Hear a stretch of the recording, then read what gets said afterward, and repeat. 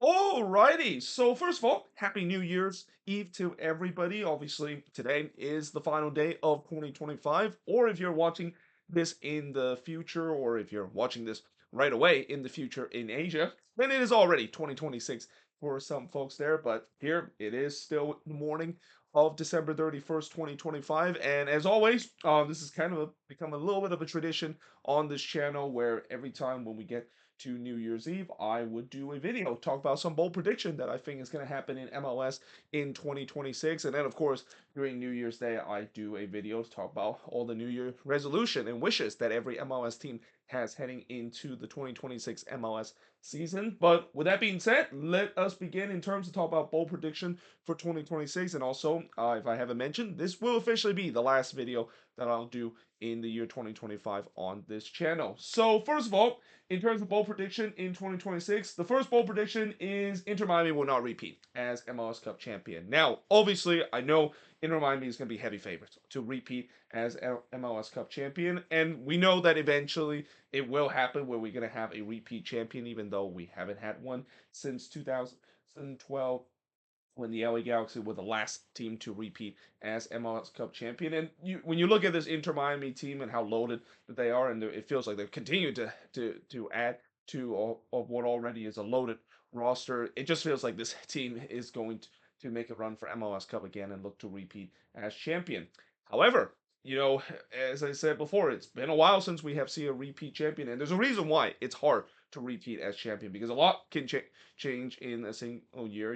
Throughout the season, while you can have a loaded roster, you want to make sure everything goes right for you, especially no bad injuries that can really affect the team as well. And not to mention, Inter Miami, if they weren't painted the with their target at the back before, they're pretty much now really getting painted as a target at the back. I mean, every Eastern Conference team, they know what they need to do to take down the bad and the evil that is Inter Miami. I mean, the entire league probably is completely against Inter Miami heading into next season, and then that for Inter Miami, it's going to be interesting to see how they'll deal with that. I'm assuming they'll probably deal with it with flying color because that's just kind of how it's been for the last couple of years. But something tells me that yeah, I wouldn't be surprised they might not repeat as MLS Cup champion. I also wouldn't be surprised if they don't even make it to MLS as well because again, the Eastern Conference it's going to be a bloodbath again. It's been a bloodbath the last couple of years to make it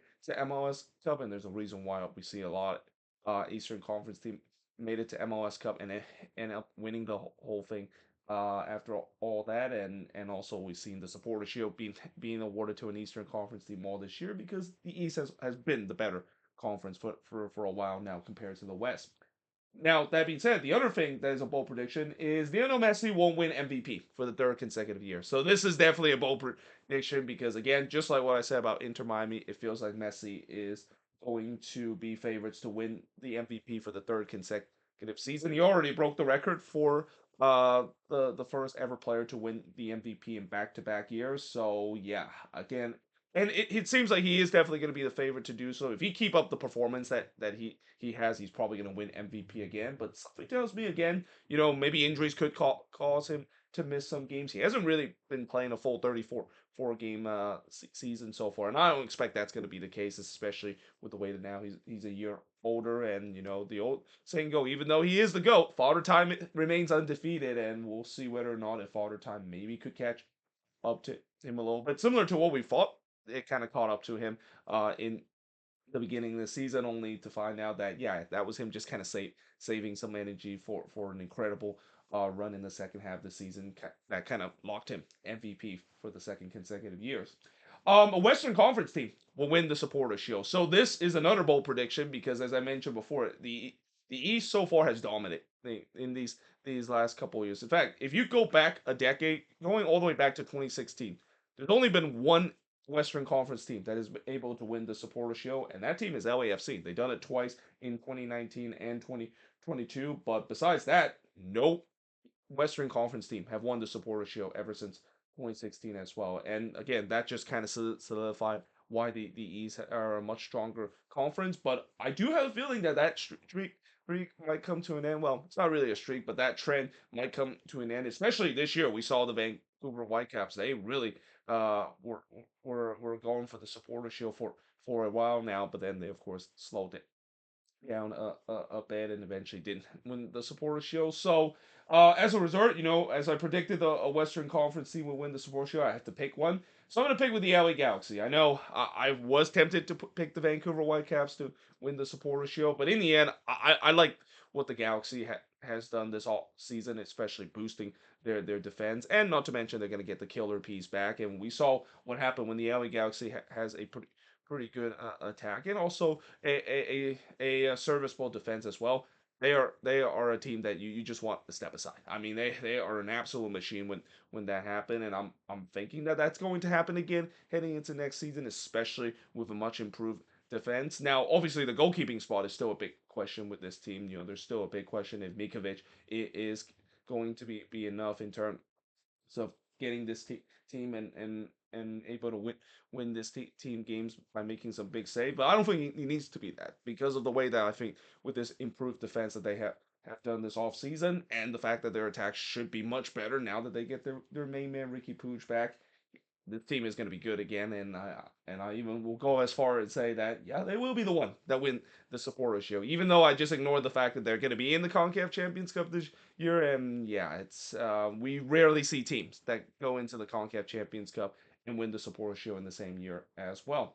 Now, the other bold prediction I made is San Diego will still make the playoffs, but they will definitely regress after a first suffer a first round exit. Now, obviously, to make the playoffs, I think that's not really a bold prediction for San Diego. I still think this team is going to be good enough to make the playoffs. Now, do I think they're going to finish first again in the West? No. I think we usually see this happen with expansion team where sometimes they have an incredible first year and then the second year there's that kind of sophomore slump that does happen, especially with the way that I think teams now does kind of have a book on San Diego, and this is also going to be interesting to see how Mikey Veras adjust his team, knowing that teams kind of have a book on how to play against San Diego heading into the second season.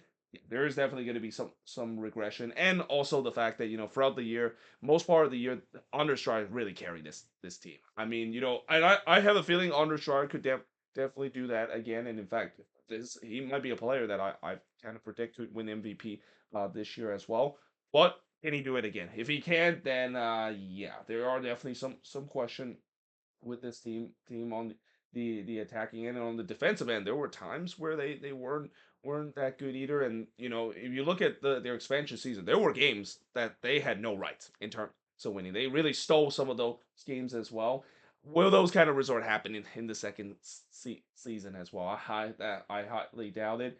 But yeah, with the way that I think they'll definitely regress. But the bold prediction is that they'll suffer a first round exit. Again, whenever we see a team made it to the Western Conference Final and on the losing end, it doesn't always guarantee the second year is going to be good. In fact, more times than not, we see teams that suffer a Western Conference Final exit, and yeah, the very next year it didn't go so well for that team as well and suffer a first round exit. Example of that was the Seattle Sounders last year. They made it all the way to the Western Conference Final the previous year. Lost to the LA Galaxy in that, and then the very next year they suffer a first round exit against Minnesota as well. So yeah, I mean it's kind of like bold prediction, but it kind of also isn't with the recent trend as well. And I know San Diego fans are probably going to be very upset of me putting that prediction. But again, I just feel like something tells me they're going to regress. They're not going to have as incredible of a year like they did last year as well.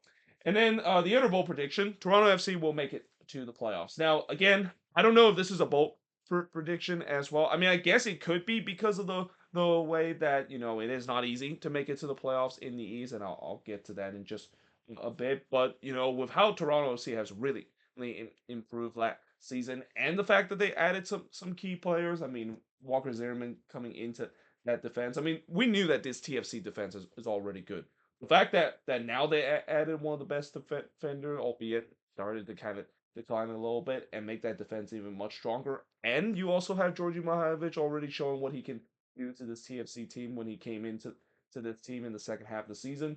something tells me they could make the playoffs as soon as possible. I mean, Robin Fraser, he's done this before where he's somehow revived teams that has just been bad for the last couple of years and get them into playoff contention relatively soon. So something tells me Toronto FC is not going to be a doormat of the Eastern Conference. They're not going to be the Santa Claus of the Eastern Conference, like I've said in the beginning of the season. This is a legit team, and it's shown in the second half of the season that this was a team that you just simply don't want to play against because of how frustrated the way that they play against you with that low block defense, and not to mention the fact that for majority of the game in the second half of the season, Toronto FC have not lost those games, albeit they didn't win those games as well. I mean, they had a stretch where they had a record 8 consecutive draws in the same season. But yeah, this is kind of a team that kind of have that philosophy of, well, if we can't win, then you can't win as well.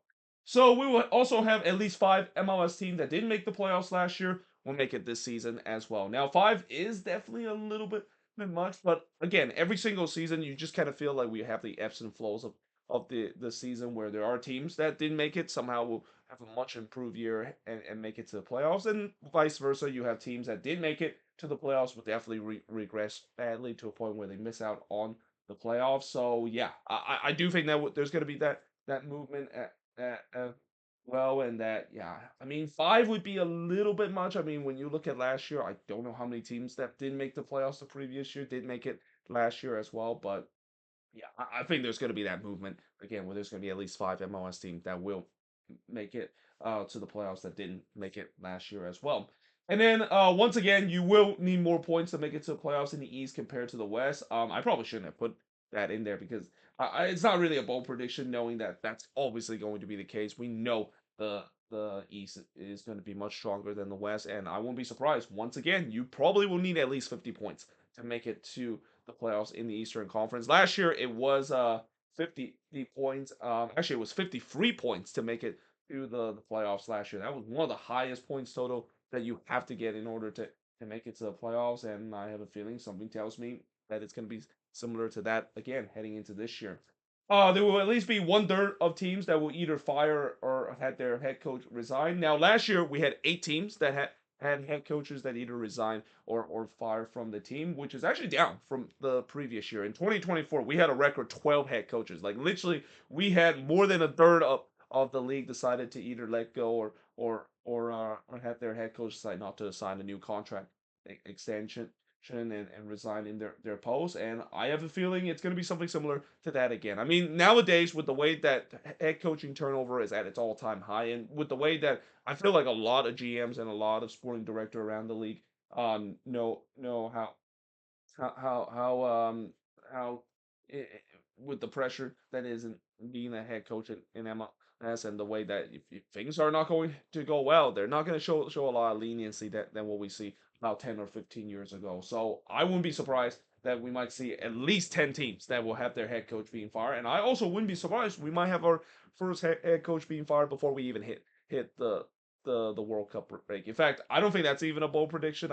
That's been kind of the case where we always hear a head coach that got fired in the first 2 months of the season because of how things have gone, and that obviously will happen because for the past couple of years we have seen some teams that not only stumble out of the gate, but they look really bad, and especially heading into this year, and you look at some of the head coaches that are already potentially under fire heading into this year as well. Wouldn't be surprised if they might be let go as soon as the beginning of next year as well.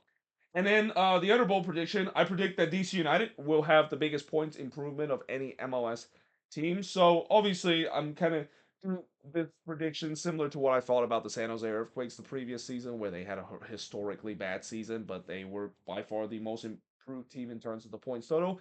I think it's going to be the same case for DC. And the reason why I say that is because DC has been very active in the transfer window. That is something that I definitely don't didn't see coming, and I think even DC fans probably didn't see coming, with especially with the battle between the front office and the fan base kind of not really being very well, and that, yeah, I mean, it seems like they are making some move, and they're actually actively trying to improve the roster. And when you look at some of the improvement that they have, I mean, they just signed another player this um today as well. They signed one player from the the J League as well. And not to mention they're gonna also get Sean Johnson as well. I mean, Sean Johnson, even though I know he's kind of near the end of his career, with the way that he's been doing so well last season with Toronto FC being a great shot stopper as well. And I kind of feel bad for him because now that he of all the good things that he has done with TFC, it feels like he's kind of got shipped it to another bad team, and it feels like that's kind of the raw end of the deal. But still, I think DC is going to be the biggest point total improvement. Now, will that be enough to make it to the playoffs?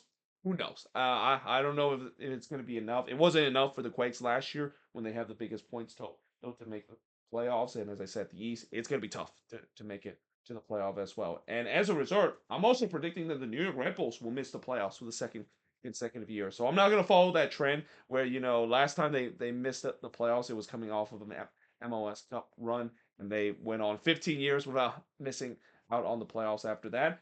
I don't think that trend is going to happen, especially, yes, I do like the hiring of Michael Bradley. I think he's going to do well in this league in terms of coaching, but there's still a lot of question of this team. I mean, the attack, obviously, as good as it was last season with Choupo-Moting for Frostberg as well. Is that going to happen again for the second consecutive year? Especially the way that I feel like last year they got very fortunate. The fact that both of those guys were staying healthy for the majority of the year, especially Choupo-Moting as well. I did not expect him to not miss any major time. Consider that's been his issue for the past couple of years in his career, where he has missed some crucial time and has suffered some injuries throughout the season. I don't know if that's going to happen, and you also have question when it comes to the midfield and also the defense as well. This team, and then you also have the question of the goalkeeping spot as well. I mean, Carlos Cornell no longer the goalkeeper of this team. I mean, do you really trust John McCarthy is going to be the guy that will lock it down for the Red Bulls if they're not going to go for a goalkeeper? So yeah, because of all that thing, I won't be surprised they might miss the playoffs again, and I won't be surprised it will be another disappointing season for the New York Red Bulls. I mentioned the my moving sports series about the Red Bulls of that complacency that the front office has been going. It feels like it's gonna now gonna haunt them again heading into this upcoming season, because when you look at this off season, they really haven't made a lot of big moves this off season to address some of the biggest need that they need heading into this new season to make it to the playoffs again. Now, the other bold prediction I have, another first time MLS Cup winner this year. So last year we saw a first time MLS Cup winner with Inter Miami, and in a couple of years we saw it again with LAFC being first time MLS Cup winner. I feel like it's going to happen once again. And actually, NYCFC also was a first time MLS Cup winner in 2021. So 3 of the last 4 years we have seen a first time MLS Cup winner. I have a feeling it's going to happen again, and this is also where, why I kind of make that bold prediction about Miami not repeating and it's an MLS Cup champion, because in order to have a first time MLS Cup winner, Miami cannot repeat as MLS Cup champion. So in many ways, these both of these bold prediction kind of go hand in hand. The fact that in order for this bold prediction to come true, the first one definitely needs to come true as well. The league, of course, will then introduce a fourth DP along with an additional U22 spawn. Now, of all the bold prediction I made, this is probably the boldest prediction and one that maybe most likely is not going to happen. For a long time, there's been talks of the fourth DP spot, but it just hasn't kind of materialized. Now, the additional U22 spot, with the way that the league really has emphasized the U22 initiative rule and really wants to promote U talent to come into this league, this could definitely happen. I mean, every single year we have different roster rules, and it feels like it's going to be the same case heading into this season, especially in the middle of the season after the World Cup, where the league wanted to be more flexible with the roster rules so that it can continue to keep the growth of this league and really capitalize on the World Cup kind of fandom that they're coming out of, just like what we saw back in '94, where this league was all founded mainly because of the fan fest and also the popularity that we saw in the '94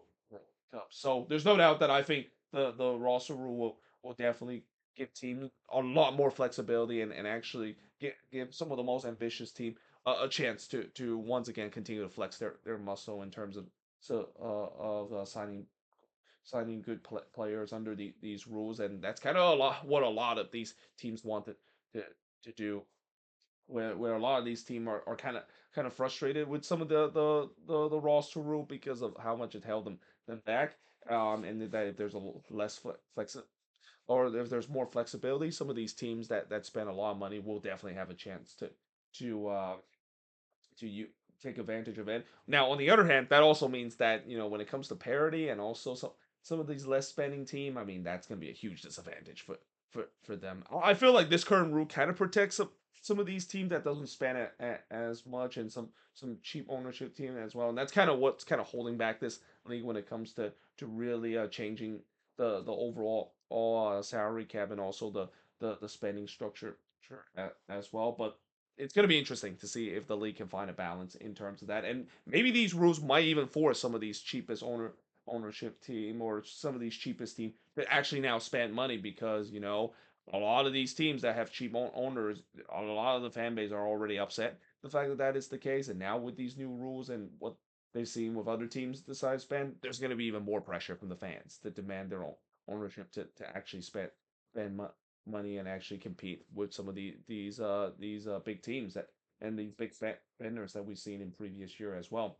And then the other bold prediction, there will be the announcement of the 31st and 32nd MLS team. Now, this I think equally has a bold prediction as well because I know Don Gabbard has mentioned that there will be a 31st and 32nd team, but he hasn't really exactly mentioned where exactly it is. Most likely, I think it's probably going to be Indy and Phoenix because those are the two cities that are really active when it comes to getting an MLS team in the future. And I won't be surprised we might see both of those teams being announced as soon as this year. There's no doubt that Don Gabbard wants to continue the expansion because the expansion fee will continue to help increase the revenue that the league of course had. But obviously, the other thing that maybe kind of doesn't make sense in terms of this is that with the way that you look at the division that they're going into heading into 2027, where instead of going through the conference format, they're going to go with a division format. In fact, this might be the last year where we might talk about the Eastern Conference and the Western Conference before that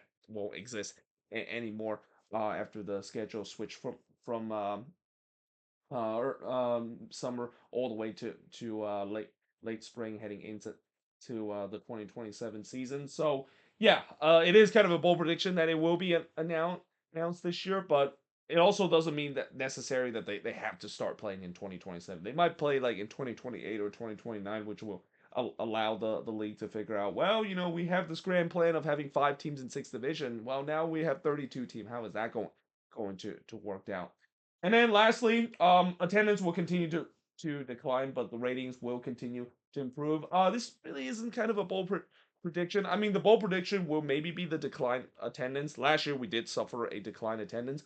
I think this year is going to be the same thing because, as I said before, the economy is still not very good right now around the country, and especially with the way that this year we have the World Cup, and with how crazy the prices in terms of the World Cup, a lot of people are going to try to save up some money for that, and because of a big event like that, fans are not going to really go to games all the time if they want to save up for that. I mean, it's pretty much a similar reason to what we saw last year with the Club World Cup, where I think a big part of, besides the fact that the economy wasn't doing well, the reason why the attendance really kind of declined is the fact that a lot of people want to save some money for the Club World Cup and attend those games, and I feel like this year it's going to be the same thing, but even in a more extreme way because this year the World Cup, when you look at the tickets, it is still really expensive. I do expect it will go down, but it's not going to be going down as much as what we saw with the Club World Cup as well. So as a result, the attendance I think is going to continue to decline.